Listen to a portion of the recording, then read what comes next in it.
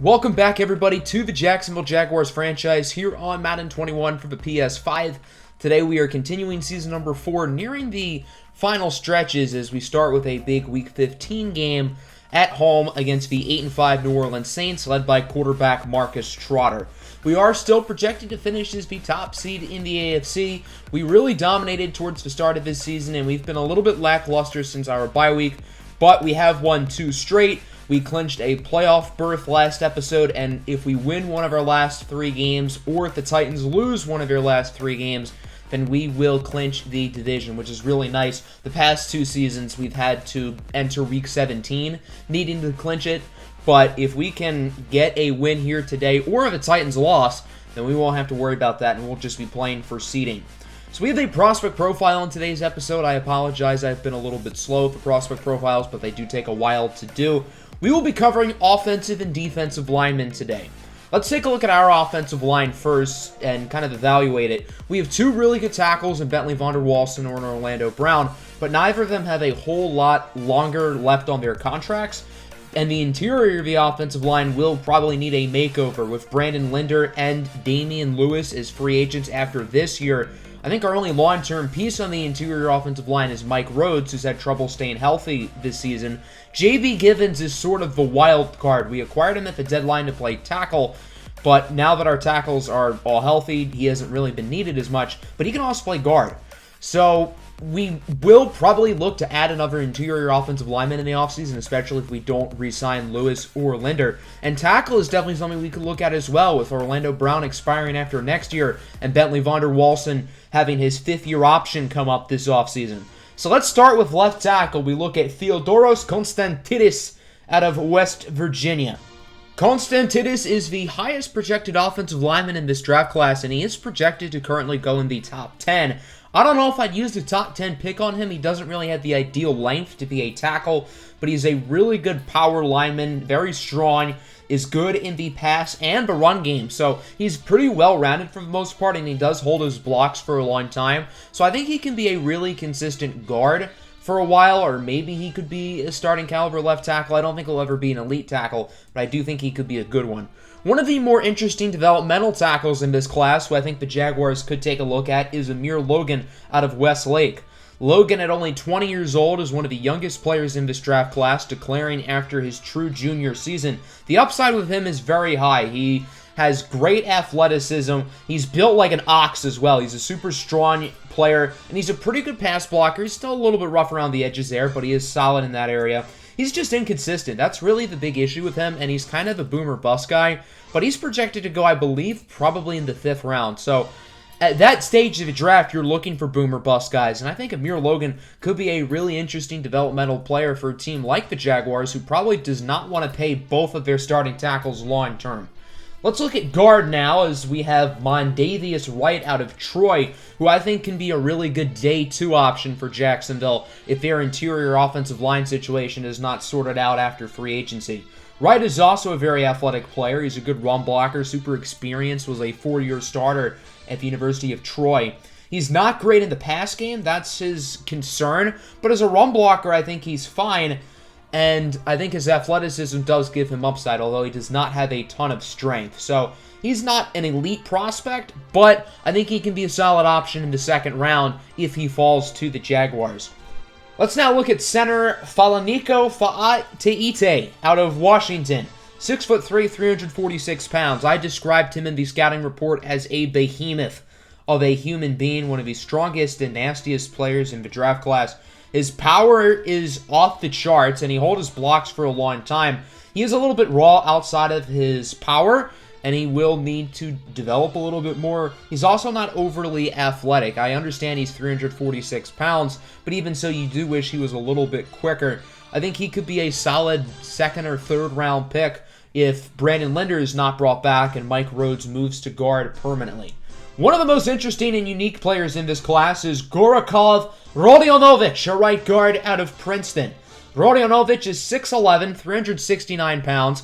This guy is huge, he's really good, but he's 27 years old. That's the catch with him. Rodionovic moved to the United States from Russia at the age of 22, where he went to the University of Princeton and started playing football for the first time. So we have Amir Logan over here who's only 20 years old. Meanwhile, Rodionovic, when he was 20 years old, he had never even picked up a football.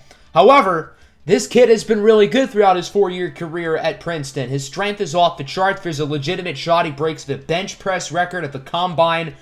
And there's never really been a player of his size and build, which makes him a unicorn. But the age is just really what keeps him away from being a first-round prospect. And there's just a lot of unknowns with Gorakov Rodionovic. The final offensive lineman we'll be talking about today is right tackle Mac Loyhauser from the University of Alabama. Loyhauser was one of the top prospects in his high school class, and although he was never consistent, he's a very intriguing tackle prospect. He has the physical gifts and traits to be special. He uses his athleticism to do well against finesse rushers, and he can hold blocks for a long period of time.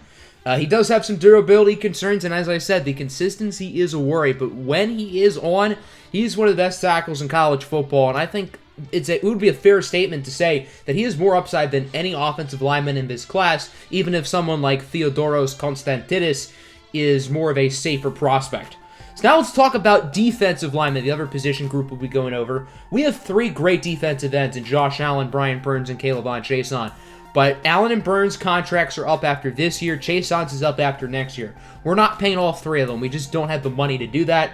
Josh Allen's not going anywhere, but the other 2, it's kind of unknown what we're going to do with them. So we could look to add defensive end. Now, there is Marcel Stokely. Remember, he has hit in development, our 4th-round rookie out of Minnesota, who does intrigue me a lot. We do also need help at defensive tackle. There isn't anyone here who I'm for sure is going to be part of our future. We do have some solid young players like Tyler Matthews, Bleep Fryerwood, but no one who really excites me. This is a pretty strong defensive line class. I wish it was stronger at defensive tackle, but it is a very strong class at the defensive end positions. The first guy we're going to be looking at is pass rusher Shabazz Trenton II out of Auburn. Trenton is a very athletic edge rusher. He's twitchy. He has great quickness and speed off the edge. He's a very well-rounded player. Not only is he a good finesse rusher, but he has good power, and he's also a pretty solid run defender as well. He does not have elite strength, and durability is also a minor concern with him. But this is one of my favorite players in this draft class. He's probably going to go in the middle of the first round. I think he's a top 10 player in this draft class, if I'm being totally honest. He's just so well-rounded and brings so many different things to the table. I think he can contribute very early on as a rookie, and I think he can be a really good player with a lot of upside.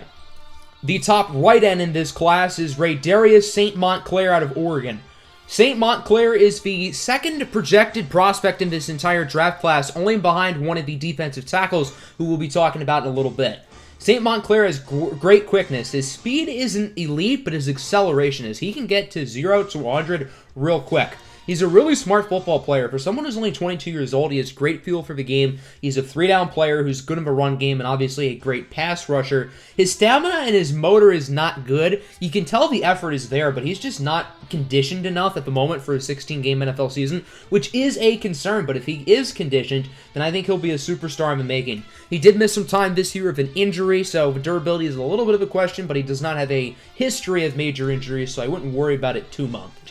Sticking to the Pac-12, we have Vuksin Marazov out of Stanford. The former Burmester High player has had a nice career with the Stanford Cardinal. Despite his lack of strength, he does have a great amount of power. He's a very strong rusher with good effort and a high motor. Pretty athletic player, also solid in the run game. He's not great as a run defender. He does have work to do there, but he is fairly solid. Although he's well-rounded, he isn't really elite in any areas. He has a high floor, but I don't think he has an overly high ceiling. His consistency hasn't really been there at Stanford either, which is also a little bit of a concern, but he has a well-rounded pass-rushing toolbox, and I think he would be worth a late first-round pick for a team looking for a pass rusher. I think he could be on the board in Jacksonville's range towards the bottom part of the first round. One of the day 2 pass rushers I like is Pua Tuigamala out of Oregon State. He's a really solid finesse rusher. He's a good tackler. He has great hit power. He can lay the boom on ball carriers. He's not the biggest guy, but he does have versatility to be a 3-4 outside linebacker. At the moment, I think he's kind of a one-trick pony. He's more of a speed rusher, so not great power, not great as a run defender, nor does he have great strength. So I think early on, Tuigamala will be more of a rotational pass rusher, but I think as he develops, he could be a 3-down starter. He's only 21 years old, and I do like his upside. The next player we're going to be talking about has one of the more interesting stories in this draft. This is Patrick Boucher out of Georgia.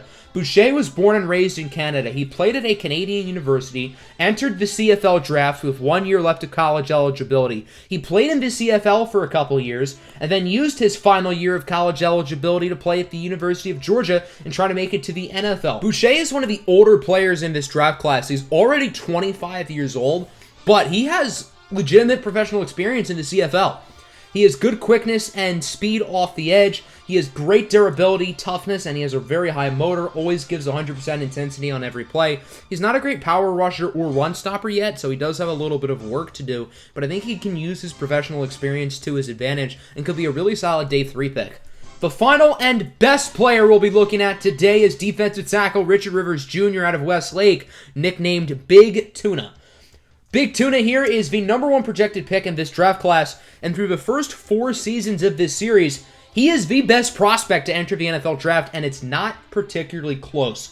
He was a basketball player in high school, stands at 6'11", 380 pounds. Yes, there are 2 players who are nearly 7 foot in this draft class. This guy's the perfect prospect. Size, athleticism, production, all off the charts. He's been the most dominant player in college football since his true freshman season, and this sounds cliche, but this guy has no weaknesses to his game. I could not think of anything to put in there. And I'm not going to lie. I'm not going to say something that isn't true. This guy is the perfect prospect. He was literally made in a lab. If the team with the #1 pick does not pick him, they are stupid, they are making a mistake, and everybody in that front office should be fired, period. He has a chance to be the best defensive tackle in the NFL right away, or maybe the second best. I don't know if I would say he's better than Aaron Donald. So that'll do it for the prospect profile. Now let's talk about our Week 15 game against the Saints. Obviously, it's no secret that we've been hit by the injury bug. We suffered another injury last week with defensive tackle Bleep Fryerwood tearing his labrum. DJ Chark and Bob Adams will thankfully be back next week, but they are both still out today. So let's take a look at this Saints roster. As I said, they are led by second-year quarterback out of Ole Miss, Marcus Trotter. Trotter was the 2nd overall pick in 2022, and he's been a really good player so far for the Saints. Now, the Saints playbook is really good for developing quarterbacks, but Trotter is super, super talented. He's one of the main reasons why they've really rebounded this year. Trotter has 31 touchdown passes to only 10 interceptions, and he's developed into one of the best young quarterbacks in the NFL. And I think it's fair to say, of the QBs who've been drafted within this series, Trotter is probably the best at the moment. I know Aiden Kentz for the Bucs might have more talent, but he's still a rookie. And I know very good players like Stephen Westwood, obviously Koko Nwosu, but I think Trotter has been the best so far. Alvin Kamara is not a Saint anymore. He was with the Miami Dolphins. Their starting running back, Jordan Howard, is injured, so they're going to have to roll with third-year pro Byron Jenkins. Other than the QB and running back positions, the Saints core remains fairly similar for the most part, which is very impressive because they've had to pay a lot of these guys big money.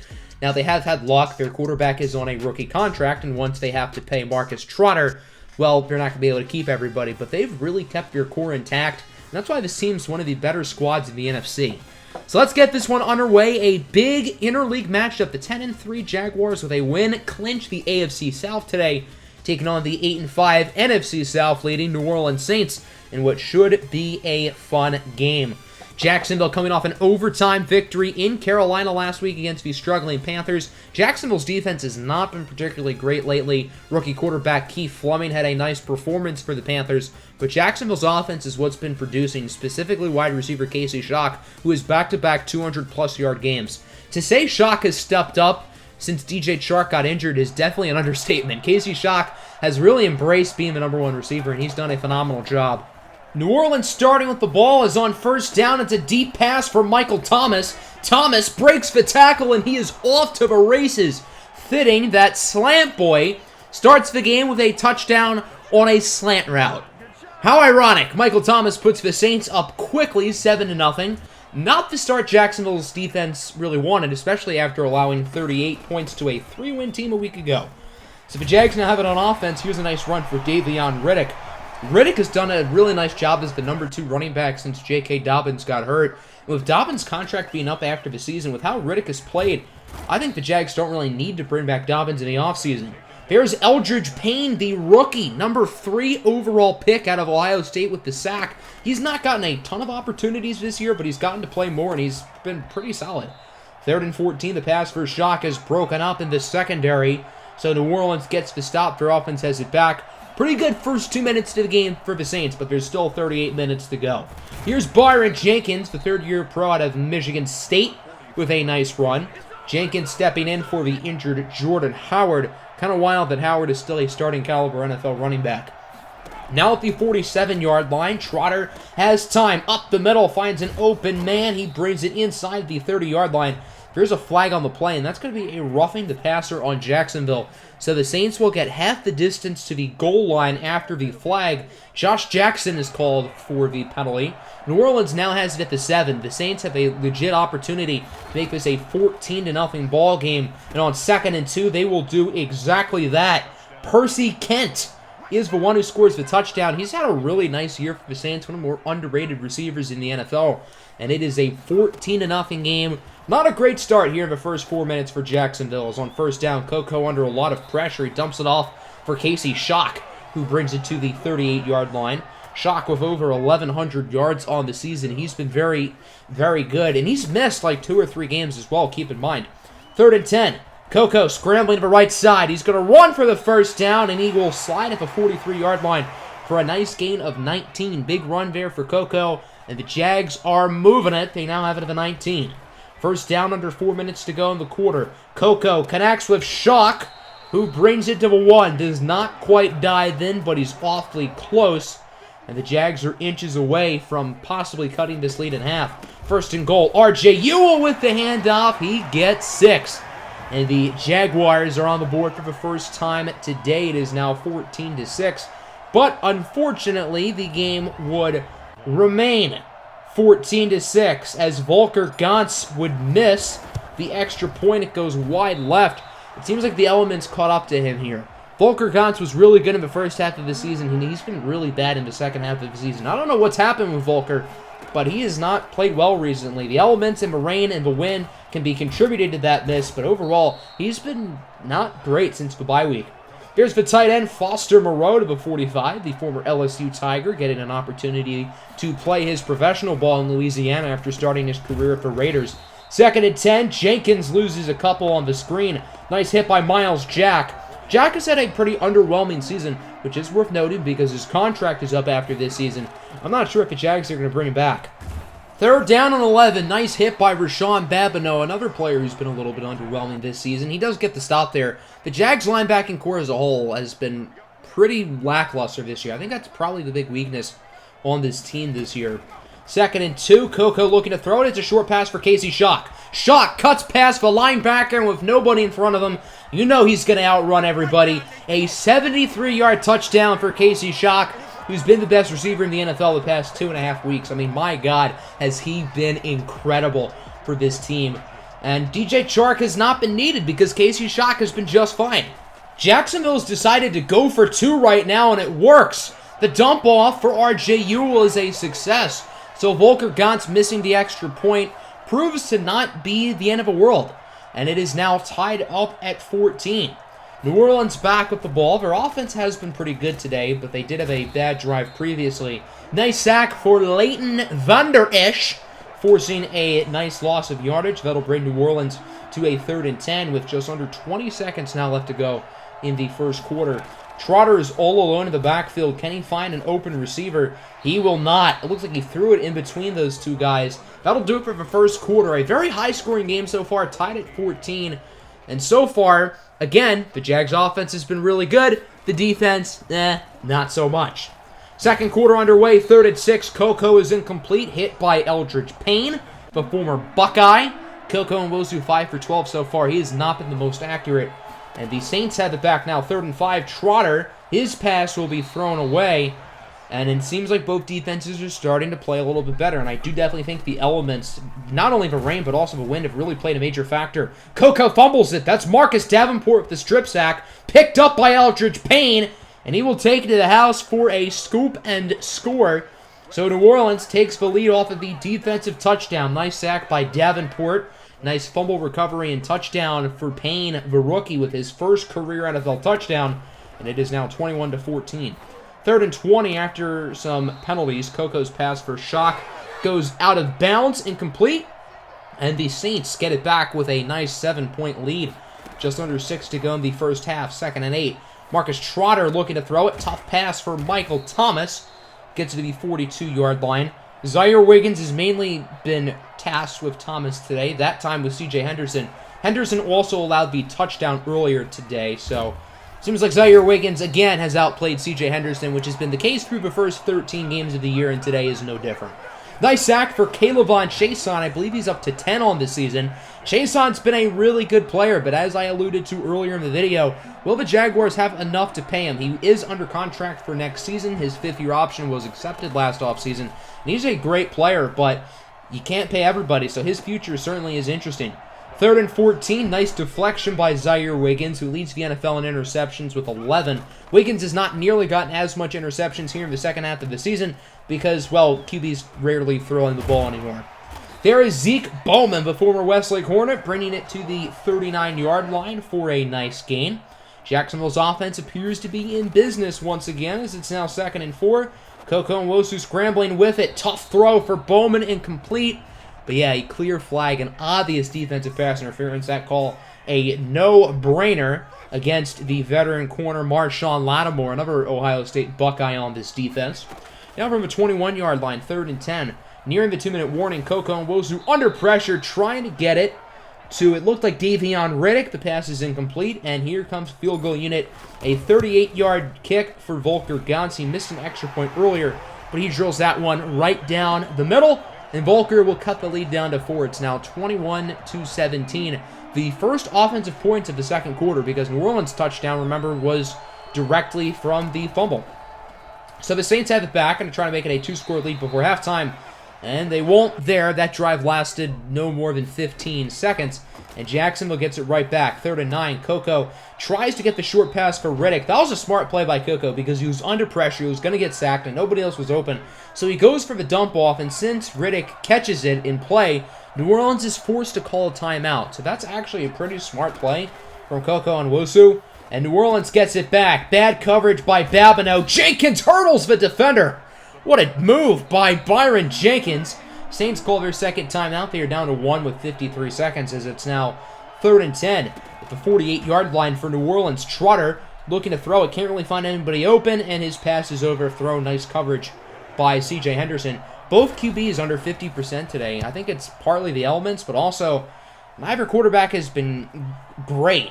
An excellent punt here by Thomas Morstead. Still the punter of the Saints. It feels like he's been in the NFL forever, as that one is down to 3, and the Jaguars will not score. So that'll do it for the first half. A high-scoring game so far, 21-17. As I said, both quarterbacks under 50%. Koko is 180 yards, but he's only 11 of 26. That's a pretty bad completion percentage. Let's go to the second half now. Jags starting with the ball, 3rd and 7. Koko under a ton of pressure. Tough throw for Joshua Thomas, and it's incomplete. New Orleans' pass rush has been very good today. Jacksonville's offensive line has been pretty lackluster. Saints with the football. Here is Michael Thomas. He invisibly stiff arms the defender. I guess the defender saw the force and got scared. I don't know. That'd be my only reasonable guess. Now the 42-yard line. Trotter looking to throw it. He goes up the middle for a wide open Foster Moreau. It's not a very well-kept secret that the Jaguars have not been able to cover tight ends for the past few seasons. Moreau only has 2 catches today, so I will say they have covered him pretty well. Now from the 43-yard line, Trotter looking to throw it, finds a wide-open Michael Thomas. I see Jacksonville refuse to cover him there. Thomas brings it down to the 22-yard line. I imagine he was yapping to the defensive backs like he usually is. Following play, Trotter on first down with a beautiful shot for the end zone. It is caught for a New Orleans touchdown. The Saints are back up by 2 possessions. That was Brackens with the score. New Orleans now leads 28-17. A very nice drive from Marcus Trotter, who had a pretty bad second quarter. Jacksonville back on offense. Nice run for the former ECU Pirate, R.J. Ewell. Ewell's had a pretty good game so far today. He's not gotten the ball a ton. Remember, Koko's thrown it over 30 times already. Now from the 49, up the middle, threading the needle for Zeke Bowman, who brings it to the 33. That completion percentage is really ugly. Koko Nwosu has missed a lot of throws. I will say, the receivers have dropped quite a few passes as well, but Koko's not done himself many favors. There's a nice pass in the hands of Joshua Thomas to the 19. Marcus Davenport injured on the play. That's a pretty big loss. Davenport had the strip sack earlier in the second quarter. Now from the 15. 3rd down and 6. Coco trying to get it to Shock, incomplete. And those short routes is really what Coco struggled with. A lot of the easy routine passes and a lot of the plays that have been great to Jacksonville all year. 32-yard chip shot for Volker Gantz. He has no problem with that one. And it's an 8-point game now. So technically, the Jags are only down by 1 possession. Although they are down by 8. They would need a touchdown and a 2-point conversion in time. There's a nice play for Percy Kent, who brings it to the 49-yard line. Saints offense, again, appears to be going in the right direction here on this drive. Their offense was good in the first quarter, not good in the second quarter, and they are playing well here in the third. Jenkins breaks the tackle, but is pushed out by the rookie out of Penn State, Josh Jordan Jr. at the 46-yard line. Jordan's had an interesting season. He's had his good moments. He's been a little bit inconsistent, but with superstar dev trade, his upside is really nice. 3rd and 13. The pass is somehow caught by Byron Jenkins. Not that it really matters. He does lose a yard, wrapped up by Miles Jack, who has had one of his best games of the year. He's made a few tackles for loss, and, well, Foster Moreau has not had a big game, so I will say Miles Jack is playing well today. 3rd and 7. See what I mean with the drops? Coco's had a lot of bad throws, but I don't really pin that one on him. That was a really good defensive play, but Njoku probably should have caught that. Quarter number 3 in the books. The Saints appear to be in control, but it's still only technically a 1-possession game. 3rd and inches. Jenkins breaks the tackle, jukes the defender, is wrapped up by Wiggins and Van Der Esch, but not before getting the first down. Jacksonville was in the backfield there. They needed to do a better job of finishing those tackles. Now at the 47, Trotter with a nice throw for Michael Thomas, who gets pushed hard out of bounds at the 36-yard line. 5 catches, 148 yards, and a touchdown for Michael Thomas. Slant Boy has definitely backed up his trash talk that I imagine he had going into this week. 3rd and 7, a very big play and a very big conversion for the Saints. A quick tackle by Zaire Wiggins, but they do get the first down. Now 3rd and 6, the Saints are in field goal range. Jacksonville certainly would love to only allow them to 3 as Byron Jenkins gets the handoff. He's hit hard by, it looked like Marcel Stokely, the rookie out of Minnesota. Stokely got a lot more playing time today as a rush defensive tackle. Hasn't done a whole lot today, but it is good to see him on the field more. Big Nuts Will Lutz will drill the field goal, and it is now 31-20. The Jags again down by 11 here at the 4:20 mark here in the fourth quarter. 2nd and 10. Now that short dump-off pass works. Casey Shock to the 38. And the one time it works, the starting left tackle, Bentley Von Der Wolsen, gets hurt. That is not what I would consider ideal, as Bentley Von Der Wolsen will be going to the locker room. It looks like he's grabbing his wrist, and he would be diagnosed with a bruised sternum, and he's done for the game. I don't think that has anything to do with your wrist, but that's just EA being stupid. There's a nice play up the middle for Zeke Bowman, bringing it to midfield. 3:40 left to go here in the game. Coco up the middle for Davion Riddick, who gets the first down. A field goal is fine on this drive because it would be an 8-point game again, which is technically, again, 1 possession. 4th and inches, the Jags have to go for it, and the fullback Oliver Giroux does get the first down to keep the drive going. Down to 2.5 minutes, 3rd and 10. Coco's pass for Riddick is off the mark. Jags will be forced to kick the field goal, a 44-yarder for Volker Gantz to keep the game alive, and he makes it. So Volker Gantz did make all of his field goals today, but he has not made an extra point. He's 0 for 1. So it is now 31-23, and again an 8-point game. Jacksonville's defense has to clutch up here as Michael Thomas does not get the first down. I thought he did originally. That will bring us to the 2-minute warning. 31-23. Saints on top. 3rd and inches. A big play for Jenkins. Jacksonville had him behind the first down marker, but they don't bring him down. Julius Williams wrapped him up, but he was unable to finish the tackle. Now the Jags are having to start to call their timeouts. They are now down to 1. 2nd and 10. Trotter hands it off for Byron Jenkins. He gets a few. And look at that. Ryan Ramczyk gets injured. That's a big loss for the Saints because he's a stud. But the Saints also have to call a timeout, which is a big deal. 3rd and 5. Broken up by Henderson. So the Jags have a 1:43 and a timeout. After the Saints got their first down with Jenkins, I thought the Jags would have no timeouts in like a minute. Now they have a realistic shot to tie the game. Here is Zeke Bowman past midfield. A great start to the drive as he brings it to the 47-yard line. Second and 10 now, 1:07 left to go. Jags still holding on to that timeout. Again, up the middle for Bowman. He brings it to the 35-yard line. Jags going quickly as the pass for Njoku's picked off by Marshawn Lattimore. That will do it. The Jags kept getting chances to win this game. They were unable to finish it off. And Lattimore's interception will clinch it. The New Orleans Saints win it by the final score of 31-23. This was a very ugly game. I think the weather really played a big part in it, but this game had some very ugly moments. Marcus Trotter definitely was the real deal. He wasn't superbly accurate, but I thought he played really well. I thought he was quite impressive. Koko Nwosu had one of his worst games of his career. This is the first time all year that I contemplated benching him for Marsucio Alteron. There was never a moment where I was about to do it, but it did cross my mind.